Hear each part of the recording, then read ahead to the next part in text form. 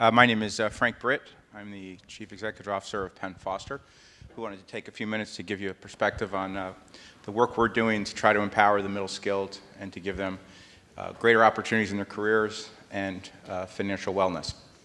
We're an organization that thinks of itself as a social purpose-driven organization. That means that we think social outcomes and amplifying social outcomes should be our true north, and we try to operate with that notion, and we try to seek partners who can help kind of align to those value systems and then ultimately help enable greater mobility economically and professionally and self-actualization for the learners, and particularly the middle-skilled learners.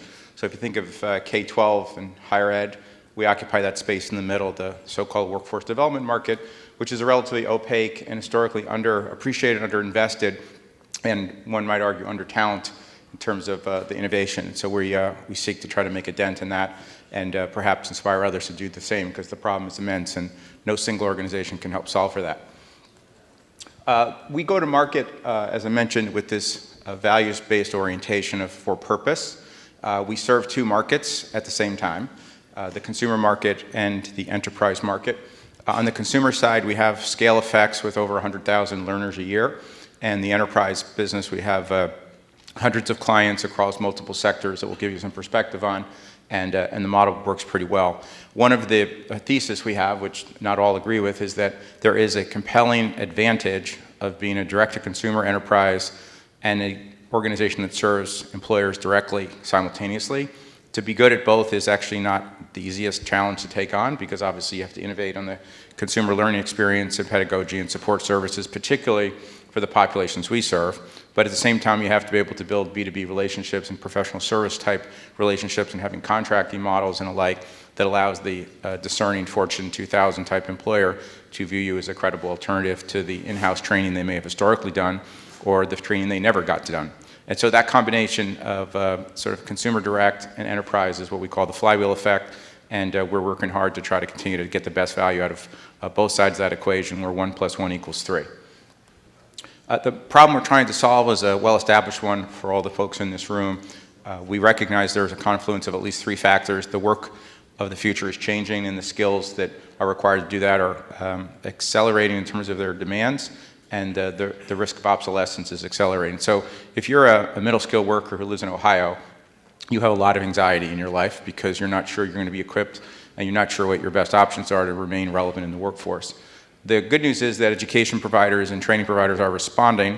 There's no single answer to the question, but the need so surpasses the supply of capability that we have not just a skills gap, but we have a solutions gap in this country, which is actually an indirect cause of the skills gap. And so we're seeking to make a small dent in helping to close that. And then thirdly, education is a consumer product. It always has been a consumer product, but it hasn't always been treated as such. All consumer products are based on convenience, affordability, and quality. And we see that driving dynamic with the consumer, putting a lot of pressure in the system to evolve what we do. And the implications of the current imprecisions of the system are, 6 million open jobs, 1 every 4 adults in the United States actually having student loans in excess of $300.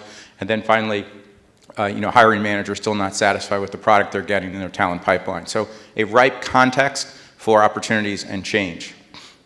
We, as I mentioned, focus on this middle school cohort. Our definition of that, which is directionally correct, not perfect, is there's 160 million workers who are adults in the United States, half of whom are middle skilled workers. They typically make between $12 and $30 an hour, and they are typically across the occupations in retail, hospitality, skilled trades, allied health, and you combine those, that's about 60% of the GDP. And so we're aiming to help that cohort. They have some unique opportunities and challenges. They have academic risk, financial risk, and motivational risk. And so if you're trying to serve this cohort, one needs to do it with a level of thoughtfulness, because you're going to have to create an infrastructure and a support system that enables them to have best relative outcomes, which is where the traditional system has largely failed them, which is why they are in the position they're in, and we're seeking to make a dent in that.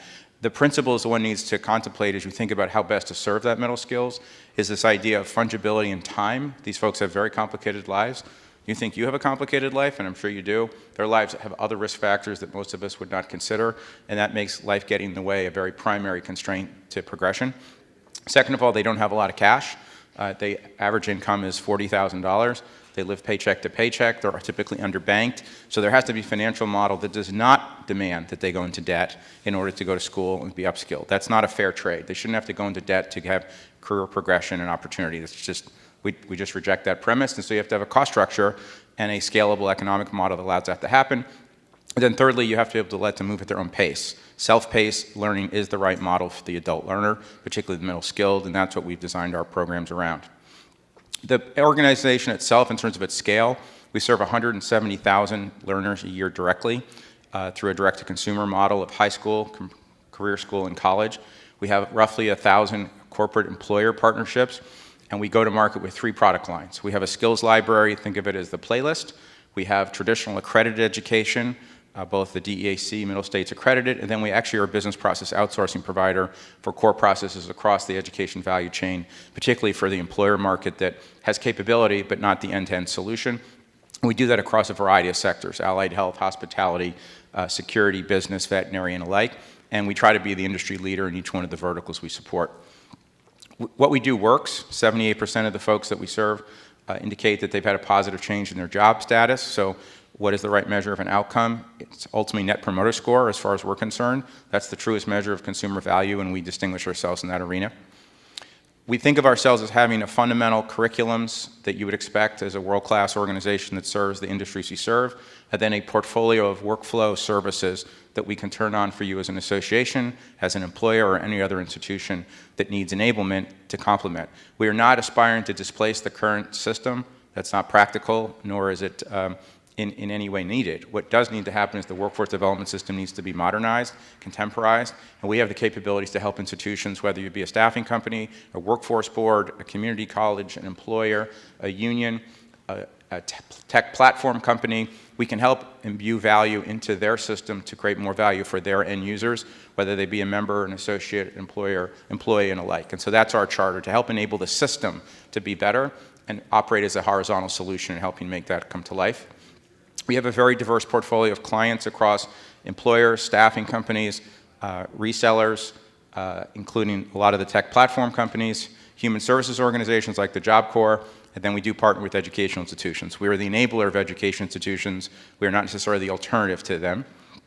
We have success stories from everyone from Ford to some of the big animal hospitals, the big staffing companies, Penske, and I think what the message is that what we do works and it scales. It's done affordably, efficiently, and effectively, and we continue to try to do that to serve the needs of the cohort we're committed to. And as we think about our kind of game plan going forward, we're not going to get to the promised land by ourselves. We're going to get there through partnerships. And so folks in this room, if you're in the tech platform space or other adjacent areas, we try to build there's a term the Japanese use called a keiretsu, which is where large organizations come together to try to solve a common problem. Think Mitsubishi, Sony, Mitsubishi, Mitsui coming and solving. We think the same model is going to emerge in the skills economy for the workforce. So we're trying to make a contribution to build the skills keiretsu for the United States, and we need partnerships to do that. Thank you.